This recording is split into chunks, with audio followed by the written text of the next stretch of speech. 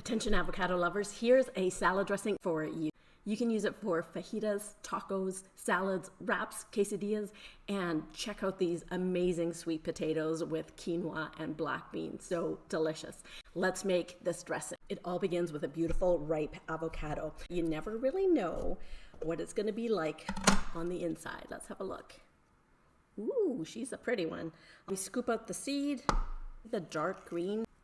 We want to get as much of that as we can. 1.5 tablespoons of lime juice. Half a cup of cilantro. I'm just gonna rough chop it. I'm using the stems too. Is that about half a cup? Sure. A clove of garlic, or if you have small cloves like I do, maybe 2. Half a teaspoon of cumin. 1/4 teaspoon salt. 1/8 teaspoon black pepper. A pinch of cayenne pepper. More if you'd like.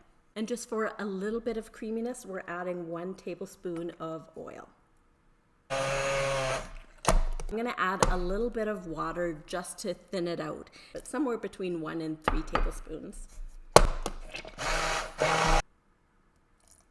And give it a taste test. Gosh, I love that flavor.